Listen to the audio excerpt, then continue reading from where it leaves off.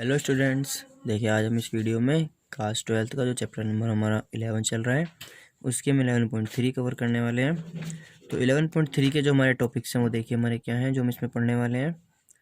देखिए हमारा equation of plane in normal form. हम इसमें जो हमारा 11.2 था उसमें हमने इक्वेशन ऑफ लाइन्स देखा था 3D स्पेस में। अब हम इसमें देखेंगे इक्वेशन ऑफ प्लेन कि कोई प्लेन होता है तो प्लेन की इक्वेशन क्या होती है। Equation of plane in normal form, normal form में। वैसे नॉर्मल क्या होता है कि अगर आपका कोई यानी कर्व है, अगर नॉर्मल की बात करें तो नॉर्मल होता क्या है कि कोई कर्व है, उस कर्व की एक टेंजेंट होती है और इस टेंजेंट पर जो उनका पॉइंट ऑफ कांटेक्ट होता है इस पर आप एक परपेंडिकुलर ड्रॉ कीजिए। परपेंडिकुलर ये 90 डिग्री वाला जो एंगल होगा ये क्या होगा, इसका नॉर्मल होता है, इसको बोलते हैं नॉर्मल। और ऐसे ही नॉर्मल अगर वेक्टर होगा तो नॉर्मल वेक्टर को एन वेक्टर से डिनोट करेंगे, स्मॉल एन वेक्टर से, ठीक है, जो नॉर्मल वेक्टर होगा। और अगर यूनिट नॉर्मल वेक्टर की बात की जाएगी तो एन के ऊपर कैप लगा देंगे, ठीक है। चलिए अब हम बात क्या कर रहे हैं यहाँ, देखिए हम कह रहे हैं यहाँ कि हम यहाँ पर क्या क्या पढ़ने वाले हैं। Equation of plane in normal form, equation of a plane perpendicular to a given vector and passing through a given point. मतलब आप इक्वेशन ऑफ प्लेन निकालेंगे जो किसी एक वेक्टर पर परपेंडिकुलर होगा और किसी एक पॉइंट से पास होता है, ठीक है। फिर एक उसके बाद में equation of plane passing through the 3 non collinear points, ठीक है। मतलब आप क्या निकालेंगे कि प्लेन की इक्वेशन निकालेंगे, कैसे प्लेन की, जो 3 नॉन कोलिनियर पॉइंट से होकर के जाता है, ठीक है। फिर उसके बाद में क्या है कि एक होता है इक्वेशन ऑफ प्लेन, वो भी इंटरसेप्ट फॉर्म। तो इंटरसेप्ट फॉर्म में भी हम इक्वेशन ऑफ प्लेन देखेंगे जो एक्स वाई जेड एक्सिस पर किन्हीं पॉइंटों पर कट करता है एबीसी पर। फिर equation of plane passing through in intersection of 2 plane. मतलब आपके पास में कोई 2 प्लेन है, उन 2 प्लेन का इंटरसेक्शन हो रहा है, उनके इंटरसेक्शन से होकर जाने वाले प्लेन का इक्वेशन, ठीक है। तो इस तरह से हम इतने सारे टाइप्स में इक्वेशन ऑफ प्लेन्स देखेंगे। तो क्वेश्चंस में जब आपसे जिस टाइप में पूछा जाएगा आप उसी टाइप में उसी फॉर्मूले से उसको सोल्व करेंगे। और क्या इसके अंदर है, कोप्लेनरिटी ऑफ 2 प्लेन, 2 प्लेन है वो कोप्लेनर है नहीं है, इसको चेक करते हैं। फिर इसके बाद आपके इस चैप्टर में angle between 2 plane, angle between 2 lines, ये वाला टॉपिक हटा दिया गया है रिड्यूस में 30 से जो 30% हुआ है। इसके अलावा हम जिसमें पढ़ने वाले हैं वो है distance of a plane from a point and angle between 2 lines and plane. तो ये भी हम नहीं पढ़ेंगे, एंगल वाला कोई पार्ट नहीं पढ़ना है हमें, ठीक है। तो बस distance of plane from a point यहाँ तक पढ़ना है। चलिए शुरू करते हैं। Equation of a plane in normal form. तो नॉर्मल फॉर्म में इक्वेशन क्या होती है, सबसे पहले आप ये देखिए कि ये प्लेन होगा किस टाइप से, कि आपके पास में कोई प्लेन है वो भी 3D स्पेस में। तो देखिए किस तरह से होता है, हम इसको आपको शो करा करके दिखाते हैं। कि सपोज कीजिए आपके पास में ये एक 3D स्पेस है, ठीक है। ये एक्स वाई और जेड एक्सिस है। अब इस एक्स वाई जेड एक्सिस में सपोज कीजिए आपने एक ये प्लेन इस तरह से रख दिया, ठीक है, इस तरह से है ये, ठीक है। देखिए ये थोड़ा बड़ा हो रहा है, आपको इसको दिखाते हैं हम। एक छोटा पेपर ले लेते हैं, देखिए इसको ऐसे समझते हैं। देखिए इसको आप अभी कंप्लीट मानिएगा पूरा एक सरफेस है, ये एक प्लेन है, ठीक है। अब आपने इसको 3D स्पेस में इस तरह से रख दिया। तो देखिए होगा क्या कि ये प्लेन इस 3D स्पेस में है और ये पूरा एक प्लेन, मतलब एक फेज होता है ये, ठीक है, इस तरह से है, ठीक है। आपको इस प्लेन का इक्वेशन निकालना है, ठीक है। अब इसमें क्या है, नॉर्मल फॉर्म कह रहे हैं। नॉर्मल फॉर्म में क्या होता है कि आप इस प्लेन में इसका नॉर्मल ड्रॉ करेंगे, ठीक है। इसका नॉर्मल आपने नीचे की तरफ को ड्रॉ किया और ओरिजिन से मिला दिया, ठीक है। मतलब ओरिजिन से मिल भी सकता है और नहीं भी। सपोज कीजिए ऐसे है ये, तो इसका नॉर्मल थोड़ा आगे चला जाएगा। अगर ये इस तरह से है तो इसका नॉर्मल ओरिजिन से मिल जाएगा जो इस पर परपेंडिकुलर होगा, ठीक है। तो देखिए इसको शो कराते हैं जिसमें दिखाया हुआ है हमने पिक्चर में कि हमारे पास में कोई प्लेन है, उसके बाद में इस पर कोई एक हमारा ये नॉर्मल है। नॉर्मल को हमने किससे डिनोट किया है, नॉर्मल को हम एन से डिनोट करते हैं। लेकिन हम यहाँ पे फिलहाल कह रहे हैं जो हमारा equation of a plane normal form होता है, नॉर्मल फॉर्म में क्या होते हैं कि हमारे उस नॉर्मल की डिस्टेंस ली जाती है। ये डिस्टेंस दी हुई है, चलो मान लीजिएगा ये ओरिजिन तक की डिस्टेंस है, ओरिजिन से मिला हुआ है, या इसकी डिस्टेंस डी है, ठीक है। तो देखो होता क्या है, हमने एक पोजीशन पॉइंट लिया इस प्लेन के ऊपर कहीं, ये पोजीशन वेक्टर बनाया हमने ओपी। अब इसमें हमने ट्रायंगुलर लॉ लगाया तो देखो हमने इस पर उसको मिला लिया, एन पी को भी। एन क्या है यहाँ पर, ये पॉइंट है जो नॉर्मल पॉइंट है, ठीक है, जो इससे परपेंडिकुलर आपकी एक डिस्टेंस है। तो इसमें आपको डिस्टेंस गिवन होती है, ये जो डी होती है, इसको डी से डिनोट किया है। डी इज़ अ डिस्टेंस किसकी, नॉर्मल की। अब देखिए होगा क्या, इसको ट्रायंगुलर लॉ से करेंगे तो ओ पी प्लस ये जो आपका है आपका P O is equals to O N, मतलब P N is equals to O N. तो क्या हो जाएगा, O P plus P N is equals to O N. O P कितना है आपका, वेक्टर आर है, plus P N. O N कितना हो जाएगा, ओ एन हो जाएगा डी इंटू एन कैप। अब ये डी इंटू एन कैप कैसे लिख दिया हमने, इस चीज़ को समझिए पहले। ओ एन क्या है, अगर ओ एन की बात करें तो ओ एन आपका नॉर्मल वेक्टर, ओ एन क्या है, एक इज़ ए नॉर्मल वेक्टर, क्योंकि नॉर्मल है, नॉर्मल है क्योंकि परपेंडिकुलर है, तो नॉर्मल वेक्टर हो गया, हम नॉर्मल ले रहे हैं। अब नॉर्मल की आपको डिस्टेंस गिवन है। अगर हम बात करें यूनिट नॉर्मल वेक्टर निकालने की, तो यूनिट नॉर्मल वेक्टर कैसे निकाला जाता है भाई, अगर ओ एन है, ओ एन का ही हमें यूनिट नॉर्मल वेक्टर निकालो, कैप निकालना हो, तो हम क्या करते हैं, O N vector upon mod of O N, ये करते हैं यूनिट नॉर्मल वेक्टर निकालने के लिए। अब इसमें आपको ओ एन कैप ना कह के इस नॉर्मल वेक्टर को हम स्मॉल एन कैप से डिनोट करते हैं, ठीक है, is equals to O N vector. और ओ एन की डिस्टेंस जो है, ये इसका मोड ऑफ क्या होता है, ये डिस्टेंस ही तो होती है जो निकल के आती है लेंथ। ये कितनी देर की आपको डी, तो अपॉन में आके डी, तो डी से मल्टीप्लाई हो जाएगा इधर, तो ओ एन वैक्टर आपको कितना आ जाएगा, डी एन कैप। तो यहाँ पर हमने लिख दिया D N cap. N cap का मतलब है इस टाइम पर ये यूनिट नॉर्मल वेक्टर है। ये क्या है, unit normal vector. Unit normal मतलब जिसको आपने यूनिट नॉर्मल में कन्वर्ट कर दिया, यानी इसके इस टाइम पर जो आई जे के कोफिशिएंट होते हैं वे आपके डायरेक्शंस रेशोज की जगह डायरेक्शन कोसाइन होते हैं, जो हमने पहले पढ़ा हुआ है, ठीक है। अब देखिए आपको क्या चाहिए इसमें, पी एन कितना हो जाएगा, D dot N minus R vector, P N मिल गया। अब देखिए ये पी एन जो आपने पी एन निकाला है ये, ठीक है, और ये क्या है, इस पर पी एन तो आपका एक ही प्लेन पर है, अब इस पर ये नॉर्मल है। तो आप जानते हैं दो वेक्टर एक दूसरे पर परपेंडिकुलर होते हैं इफ़ दोनों वेक्टरों का डॉट प्रोडक्ट जीरो हो। तो हमने क्या कर दिया, P N dot O N is equal to zero लिया, सिंस दोनों वेक्टर क्या है, परपेंडिकुलर है एक दूसरे पर, ठीक है। तो कितना हो जाएगा, D minus N cap minus R dot D N cap. जब आप इसे सोल्व करोगे तो आफ्टर सोल्विंग जो आपको मिलेगा वो मिलेगा R dot N cap is equal to D. तो ये आपकी वेक्टर फॉर्म होती है किसकी, इक्वेशन ऑफ प्लेन की, इन नॉर्मल फॉर्म। तो आप इसको डायरेक्ट याद रख सकते हैं, क्योंकि इतना तो आपको नहीं आएगा, आपको तो क्वेश्चंस करने होंगे। तो फॉर्मूला क्या होगा आपका, equation of plane normal form, जहाँ डी क्या है, D is a distance, perpendicular distance, ठीक है, ऑफ अ नॉर्मल, जो नॉर्मल की होती है। और ये एन कैप क्या है, यूनिट नॉर्मल वेक्टर होता है, ठीक है। आर क्या है, ये आपका पोजीशन वेक्टर होता है। तो R dot N is equal to D, ऐसे याद रखना, R dot N cap is equal to D, ठीक है। चलिएगा, और यहाँ पर ये क्या होता है, ये जो डी है ये ओरिजिन से डिस्टेंस है आपकी, ये भी ध्यान रखना। चलिए अब देखिए हम इसमें अगर एन कैप की वैल्यू रख दें, एन कैप कितना होता है, N cap is equal to unit normal vector है, तो आई जे के साथ में हम इसमें ऐसे भी लिख सकते हैं L I plus M J plus N K. क्यों, क्योंकि जो यूनिट नॉर्मल वेक्टर के कोफिशिएंट होते हैं आई जे के साथ, वही क्या होते हैं, एल एम एन होते हैं, डायरेक्शन कोसाइंस होते हैं, ठीक है। तो आप इसको ऐसे भी लिख सकते हैं। तो आपने आर डॉट एन कैप किया है ना, R dot N cap is equal to D, तो आर डॉट का मतलब है X I Y J plus Z K, और एन कैप का मतलब है L I M J is to D. तो आप इसको सोल्व करेंगे तो L X plus M Y plus N Z is to D. तो ध्यान रखना, अगर आपको किसी इक्वेशन में नॉर्मल इक्वेशन पूछी जाए नॉर्मल फॉर्म में, और आपको उसके डायरेक्शन कोसाइंस गिवन हो, ठीक है, तो आप डायरेक्ट उसे L X plus M Y plus N Z is equal to D कर सकते हैं। D is a distance of normal, मतलब जो नॉर्मल है उसकी फ्रॉम ओरिजिन, ठीक है। अब देखिए अगर ये यूनिट नॉर्मल वेक्टर ना हो करके ओनली नॉर्मल वेक्टर होता, सपोज कीजिए यूनिट नॉर्मल वेक्टर नहीं है, ये सिर्फ नॉर्मल वेक्टर है, तो नॉर्मल वेक्टर होने पर आप क्या करते हैं, इसमें केवल एन वेक्टर लिखते हैं, स्मॉल एन वेक्टर लिखा है हमने, ठीक है, नॉर्मल वेक्टर, यूनिट नॉर्मल नहीं बोल रहे, यूनिट में तो यहाँ पे कैप होता है, ठीक है। और उस टाइम पर ये डी क्या है आपका, सिर्फ एक कांस्टेंट है, ये ओरिजिन पर नहीं है, ठीक है।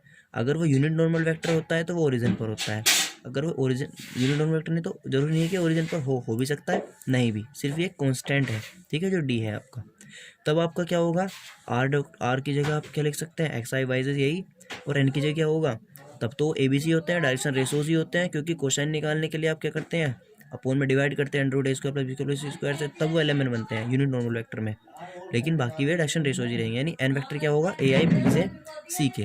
ठीक है, तो आप इससे ये क्या बन जाएगा, A X plus B Y plus C Z equals to D. तो अगर आपको कभी नॉर्मल वेक्टर दिया है और जस्ट अ कॉन्स्टेंट डिस्टेंस दिया हुआ है नॉर्मल की डी, तो आप उसको इस फॉर्म में भी कर सकते हैं, X plus B Y plus C Z equals to D. लेकिन अगर आपको यूनिट नॉर्मल वेक्टर दिया है और डायरेक्शन कोसाइंस गिवन है, तो आप ये लगाएंगे। यानी कि डायरेक्शन रेशोज गिवन है तो वो सिर्फ यूनिट वेक्टर है आपका एक। ठीक, और अगर आपको क्या दिया हुआ है, डायरेक्शन कोसाइंस है, तो आप ये लगाएंगे। ठीक है, तो इसका मतलब उस टाइम पर ये ओरिजिन से पास हो रहा है। ठीक है, ये ध्यान रखना है। अब देखिए उसके बाद में आता है equation of plane perpendicular to a given vector and passing through a given point. अब इक्वेशन ऑफ प्लेन निकालना है जो परपेंडिकुलर है किसी एक वेक्टर पर और किसी एक पॉइंट से पास होता है। तो देखिए इसको कैसे समझेंगे कि जैसे भी हम बात कर रहे थे कि कोई स्पेस है, इस स्पेस में ये हमने एक प्लेन बनाया हुआ है और इस प्लेन पर हमने ये लिया हुआ है एक परपेंडिकुलर। ठीक है, तो ये इस परपेंडिकुलर पर क्या है, ये एक प्लेन है। ठीक है, भाई सपोज कीजिए ये परपेंडिकुलर है और मैं इसके ऊपर एक प्लेन रख दूँ। ठीक है, और ये किसी एक पॉइंट ए से पास हो रहा है, x1 y1 z1। ठीक है, एक पॉइंट है ए। अब देखिए हमने क्या किया, हमने इसके अंदर भी एक पोजीशन वेक्टर पी लिया, इसको फिर से हमने O A plus A P is equals to O P किया, ट्रायंगुलर लो लगाया, O A plus A P is equals to O P किया। यहाँ से हमारा क्या आ जाएगा भाई, ये ए पॉइंट से निकालेंगे तो ए वेक्टर है, पी के लिए आर वेक्टर होता है, ए पी हमारा ऐसे ही है, तो A P is equals to आ गया आर वेक्टर माइनस ए। अब जो ये ए पी है ये किस पर है, प्लेन के ऊपर है वेक्टर, और जो ये परपेंडिकुलर है जो एन वेक्टर था, तो यहाँ हमने जो नॉर्मल, मतलब नॉर्मल तो नहीं है, अगर नॉर्मल होता है तो हमने उसको सीधा एन ही लिख लिया था, स्मॉल एन। स्मॉल एन आपका नॉर्मल वेक्टर।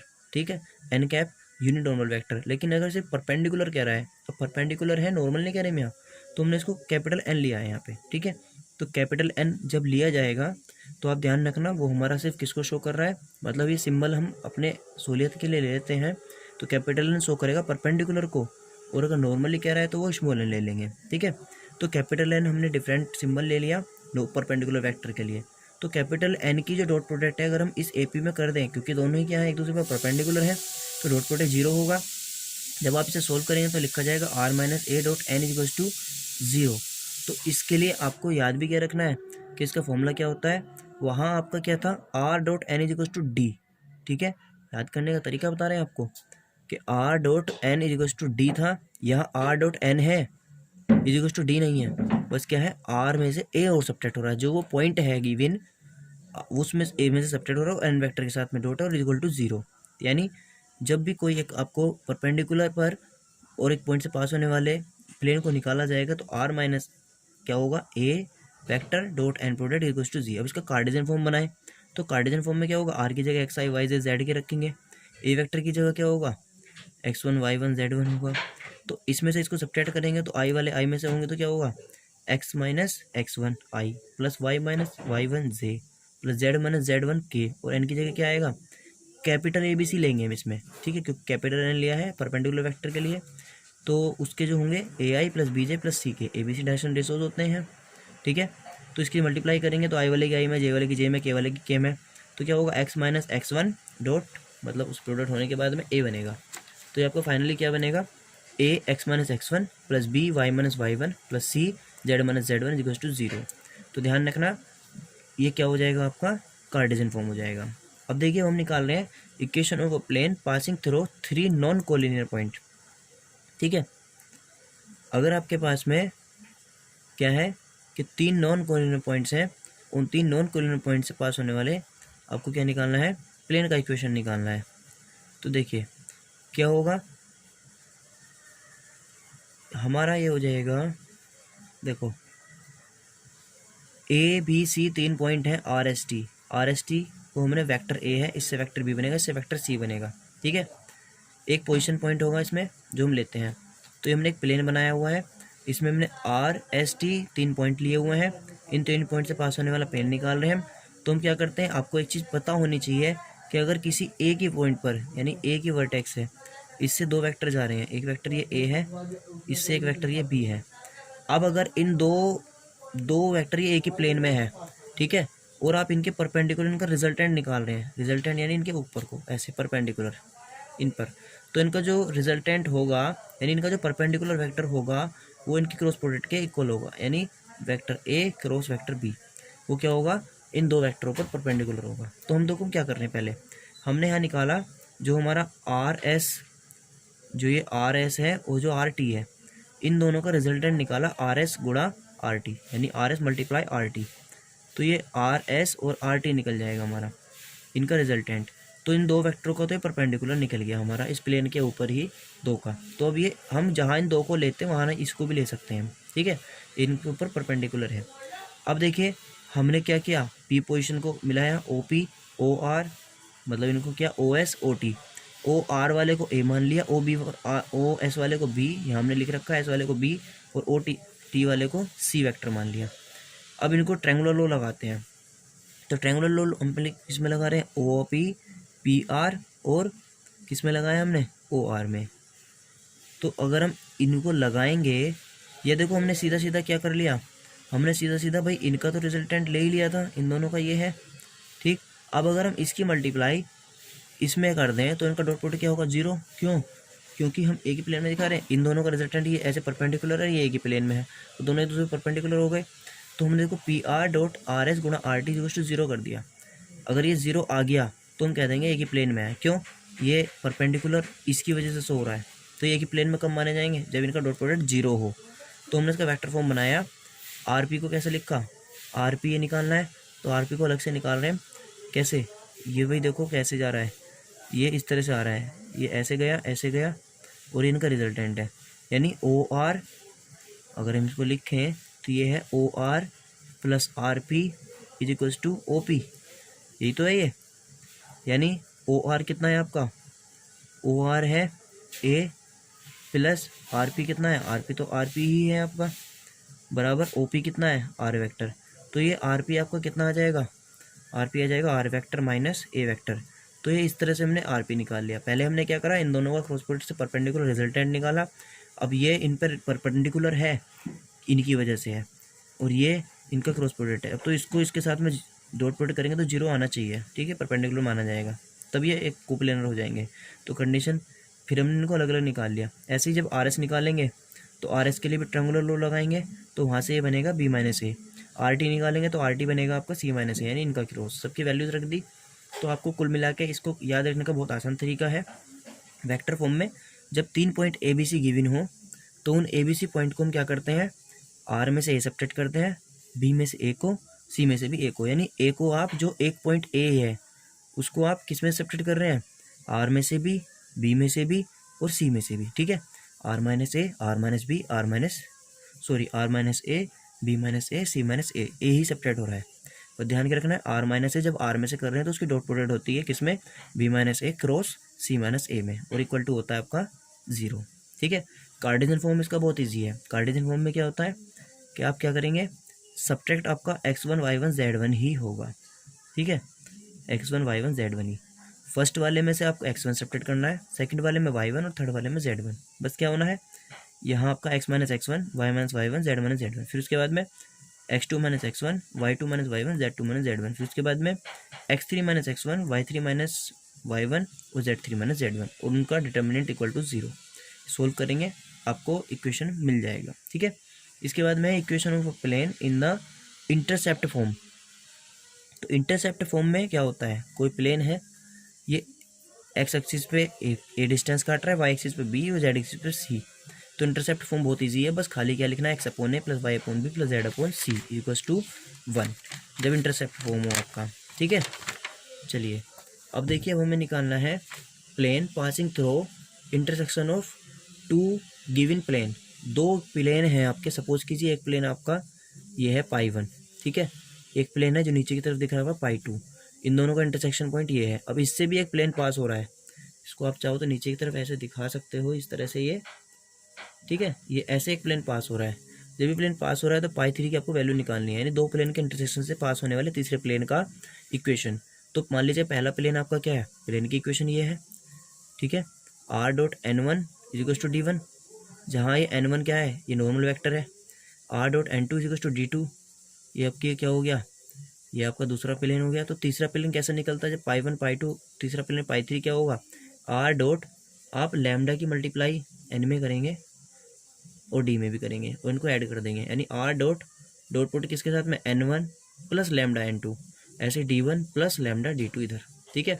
तो आर डॉट क्या हो जाएगा N one plus lambda N two dot product हो गया equals to D one plus lambda D two, ये हो जाएगा आपका इक्वेशन। अब कार्टेशियन फॉर्म बनाने के लिए आप इसमें क्या करेंगे, इसको याद नहीं करेंगे, इसको वेक्टर फॉर्म से कार्टेशियन बनाएंगे। आर के लिए ये हो गया डॉट प्रोडक्ट इन सब की वैल्यूज रख दी, एन वन और एन टू बताया था ये वेक्टर होते हैं और इनके लिए कैपिटल ए बी सी लिया था हमने, ठीक है। कैपिटल ए बी सी ले सकते हैं इसमें हम, ठीक है, क्योंकि ये हमारे नॉर्मल वेक्टर हैं। तो हमने A one A two A three B one B two B three इस तरह से ले लिया, ये इनको सोल्व किया तो ये बनेगा। तो इसमें क्या करेंगे, इसी से इसको बनाएंगे, ठीक है, डायरेक्ट याद नहीं रखेंगे। इसके बाद में है कोप्लेनरिटी ऑफ टू प्लेन, कि दो प्लेन है वो कोप्लेनर मतलब sorry coplanarity of two line, कि दो लाइन है। अब ये चेक करना है कि वो लाइन है एक ही प्लेन में है या नहीं है।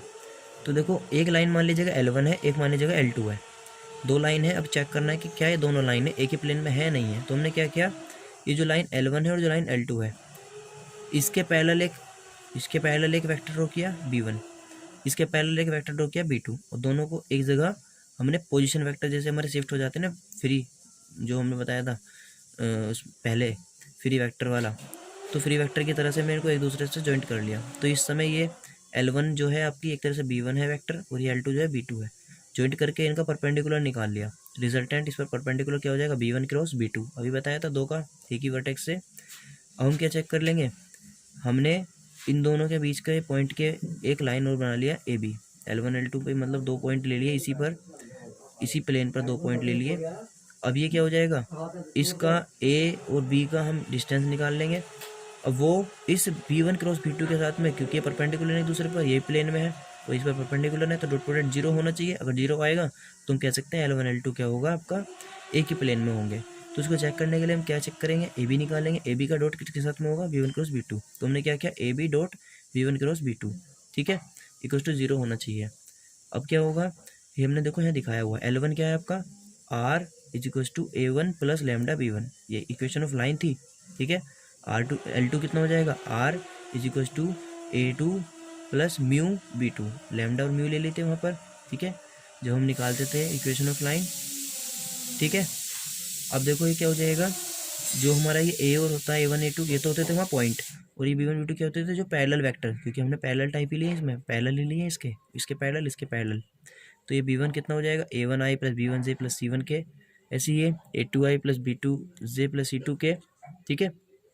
अब देखिए हमने इसमें ए बी की वैल्यू निकाली, ए बी की वैल्यू कितनी आ गई A2 माइनस A1, ठीक है, A2 माइनस A1, और ये कितना हो जाएगा डॉट B1 क्रॉस B2। तो आपको इसमें सिंपल याद रखना है, जब कोप्लेनिटी चेक करनी हो टू लाइन की तो दोनों लाइन लिखी A2 minus A1 dot product कर देंगे B1 क्रॉस B2 के साथ में, ठीक है। डॉट प्रोडक्ट ज़्यादातर इसमें समय चलता ही है। कार्टेशियन फॉर्म में क्या होता है इसका, आपको कार्टेशियन फॉर्म से चेक करना है, आपको इक्वेशन इस फॉर्म में दी हुई है x minus x1 upon A1 y minus y1 upon B1 z minus z1 upon C1 x minus x2 upon A2 y minus y2 upon B2 z minus z2 upon C2। तो आप इस form में क्या करेंगे, Cartesian form में एक determinant बनाएंगे, ठीक है, और इसका क्या निकाल लेंगे इक्वल टू जीरो लेकर के चलेंगे। क्या होगा ये, बस क्या ध्यान रखना है दोनों पॉइंट को सेपरेट करना है, नहीं क्योंकि हम इसमें A2 माइनस A1 कर रहे हैं ना, इसका मतलब है x2 minus x1 y2 minus y1 z2 minus z1, और यहाँ पर A1 B1 C1 A2 B2 C2 जो दो आपके वेक्टर थे उन दोनों के डायरेक्शन रेशोज लिख दिए इक्वल टू जीरो लेकर के चलेंगे, ठीक है। तो इससे आप कोप्लेनरिटी ऑफ टू लाइन्स निकाल सकते हैं।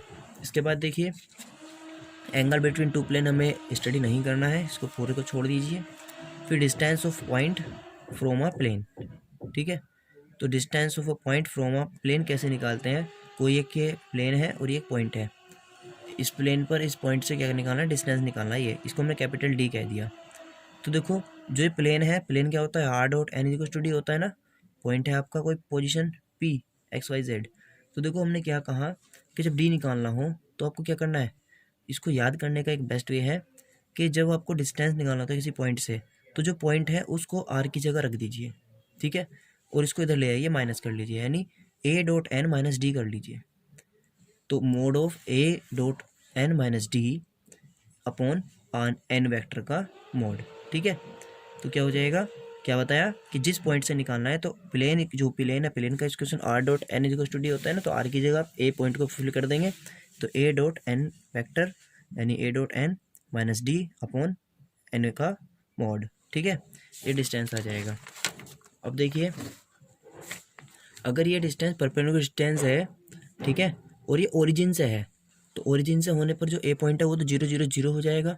तो बस जब 0 0 0 हो जाएगा तो वो क्या करेगा, आर डॉट मतलब ए डॉट एन वाला पार्ट 0 बचा, क्या खाली माइनस डी, तो माइनस डी का मोड अपॉन एन वेक्टर का मोड, ठीक है, जो आपका प्लेन है उसमें उसका जो नॉर्मल दिया हुआ है परपेंडिकुलर है ना वो, तो ये हो जाएगा, ठीक है।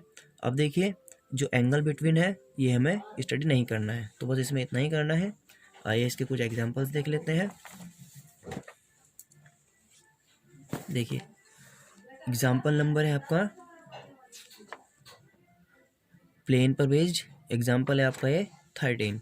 तो 13 एग्जांपल में आपसे क्या कहा है, find the vector equation of the plane which is at a distance of कितना है 6/√29। आपको इक्वेशन ऑफ प्लेन निकालना है और डिस्टेंस दिया हुआ है यानी डी दिया हुआ है, ठीक है, और क्या कह रहा है फ्रॉम द ओरिजिन, ओरिजिन से डिस्टेंस दिया हुआ है, तो यानी यूनिट नॉर्मल वेक्टर वाली बात है इसके अंदर में, and it's normal vector from the origin, और ये नॉर्मल वेक्टर आपको गिवन है।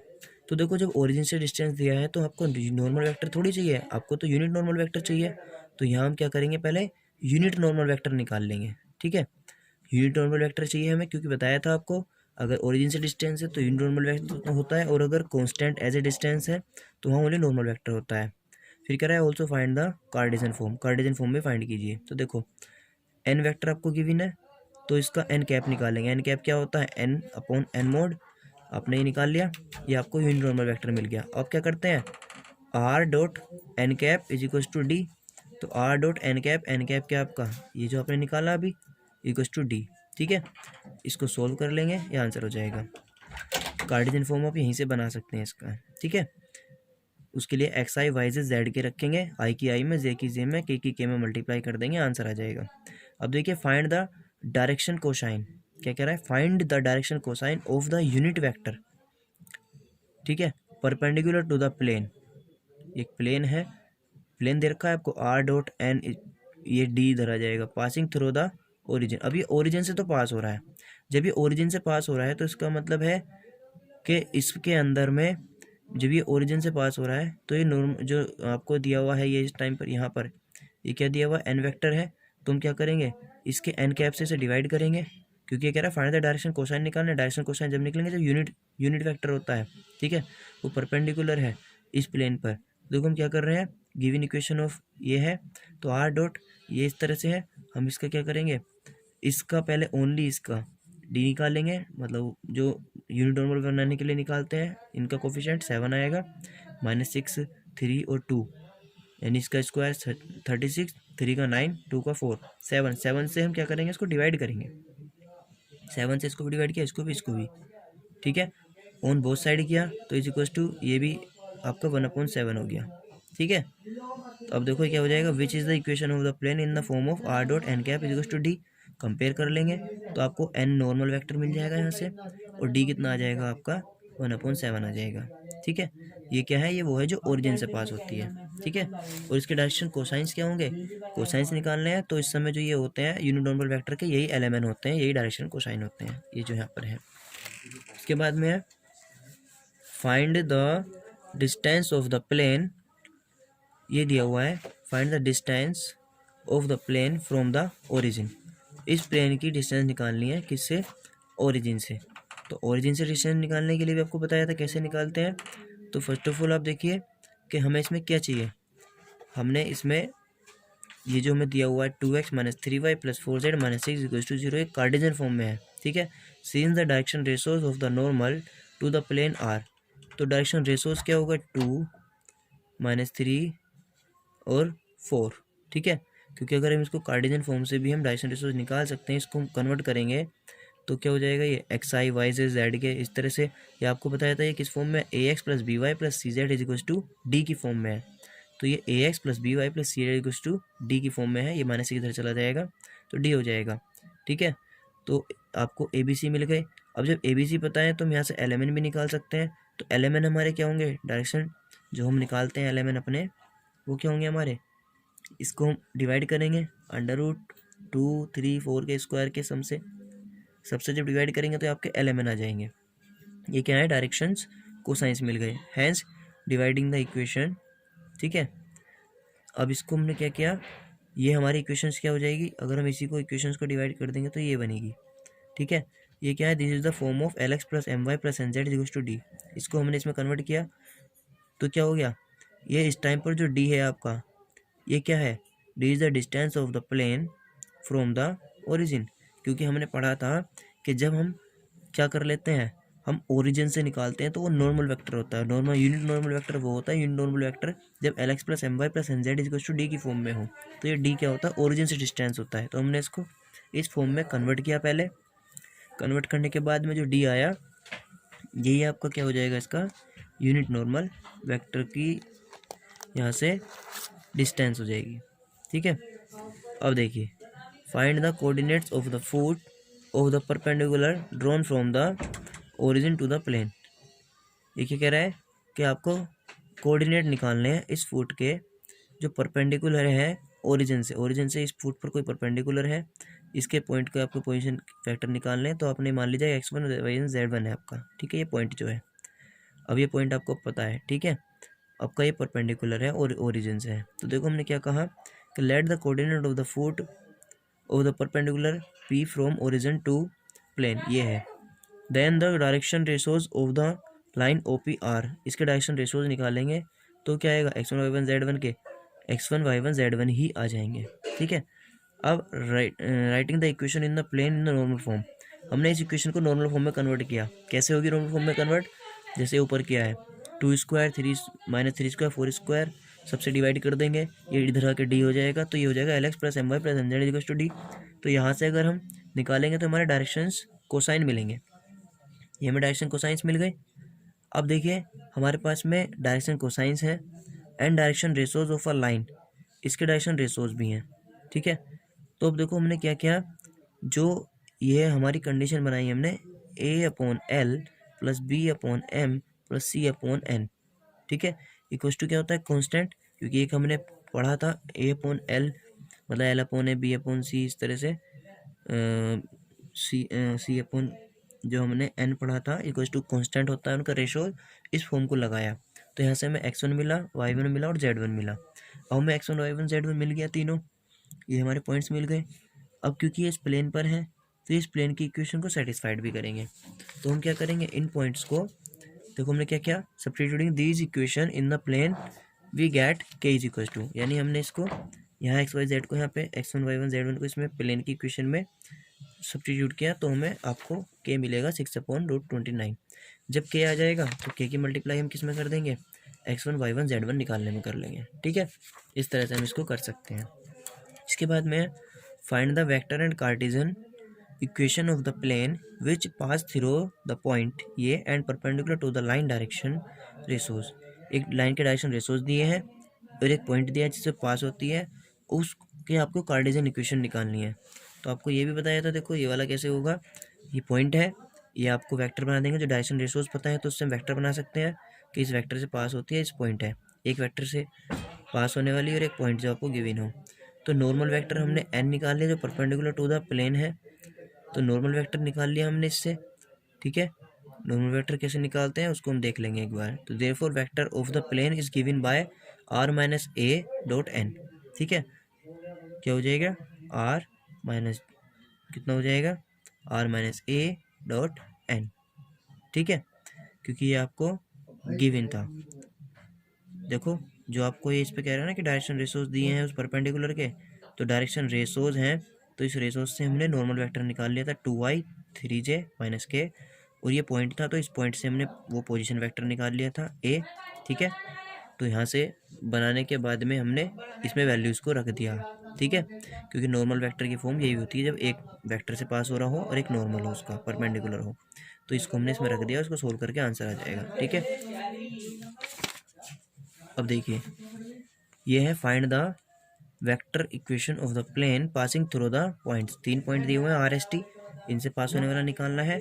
तो इसके लिए आपको बताया था ये ए vector, B vector, C vector मिल जाएगा और डायरेक्ट आर माइनस ए, इसके लिए क्या बताया था, R minus A dot B minus A cross C minus A. तो पहले हम सम वैल्यू लिख दी, इनका हम क्रॉस निकाल लेंगे और आप इसको इक्वल टू 0 लेकर के चलेंगे तो आपका आंसर आ जाएगा। ठीक है, इसके बाद में find the equation of the plane with intercept form 2, 3 and 4 पर है, एक्स वाई जेड एक्सिस पर काट दिया है। तो X upon A, Y upon B, Z upon C equals to 1, A B C की वैल्यू रख देंगे तो आपका आंसर आ जाएगा। इसको सोल्व कर लेंगे तो ये आ जाएगा। ठीक है, इसके बाद में plane passing through the intercept of two given planes.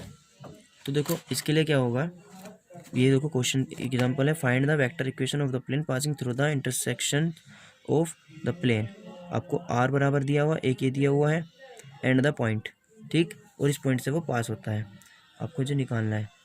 तो ये दे रखा है आर डॉट, किस फॉर्म में दे रखा है, आर डॉट एन बराबर, यानी कि R dot N one equals to D one, R dot N two equals to D two. तो हमने देखो इसको कन्वर्ट कर लिया, एन वन एन टू निकाल लिया, यहाँ से डी वन डी टू निकाल लिया। ठीक है, अब देखो ये किस क्या हो जाएगा, R dot N one plus lambda N two plus equals to D one plus lambda D two. ये हमने इसमें सारी वैल्यूज रखी। अब यहाँ हमारा क्या है, इसके अंदर में लैम्डा आ रहा है। ठीक है, अब इस लैम्डा को कैसे ख़त्म किया जाए, ये प्लेन जो है ये इस पॉइंट से पास होता है, तो हम इसमें एक्स वाई जेड की जगह पर ये वैल्यूज़ रख देंगे। जैसे हम इसमें आर की जगह ये पॉइंट रखेंगे, मतलब ये इसको पहले कन्वर्ट कर लिया, ये इक्वेशन ये बनी, एक्स वाई जेड की जगह हम वैल्यू रखेंगे तो हमारा सोल्व होकर लैम्डा मिल जाएगा। जो लैम्डा आएगा आप उस लैम्डा को वापस से इस इक्वेशन में सब्स्टिट्यूट कर देंगे तो आपको इक्वेशन मिल जाएगी। ठीक है, फिर ये आ जाएगा आपका आंसर प्लेन का वेक्टर फॉर्म में। ठीक है, चलिएगा इसके बाद में कोप्लेनिटी के लिए बताया था। तो देखिए, शो दैट द लाइंस, ये रहेगी है आर कोप्लेनर। तो यहाँ से हमें क्या मिल गया, x1 y1 z1 x2 y2 z2 और ये a b c, a1 a2 a3 मतलब a1 b1 c1 a2 b2 c2, सारी वैल्यूज लिख ली। अब x2 minus x1 y2 minus y1 z2 minus z1 a1 b1 c1 a2 b2 c2 हमने किया, values रखी, equal to 0 लिया। Solve करेंगे, अगर ये 0 आ जाएगा तो ये आपको कोप्लेनर होंगे, अदरवाइज ये कोप्लेनर नहीं होंगे।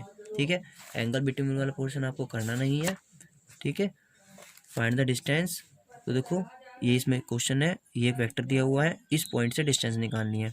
तो यहाँ से R dot A equals to आपको डी दिया हुआ है, या R dot N equals to D दिया हुआ है, तो आर में हम आर की जगह ए रख देंगे। तो क्या हो जाएगा, ए डॉट ये जो आपको दिया हुआ था एन माइनस हो जाएगा इधर, इसका mod upon mod of N. ठीक है, सोल्व किया, आपका 13/7 आंसर आ जाएगा। ठीक है, तो आपको देखिए एक और ये एंगल है, एंगल वाला हमें पढ़ना नहीं है। तो जो 11.3 एक्सरसाइज है ये टोटल इसी पर बेस्ड है, आप इसके क्वेश्चंस को करके देखेंगे, अदरवाइज आप कमेंट में बताएंगे, हम आपको बता देंगे किस तरह से करने हैं। बहुत सिंपल क्वेश्चन है, इसी पर बेस्ड। ठीक है, इसी के साथ आपका चैप्टर नंबर 11 कंप्लीट हो जाता है। Thank you.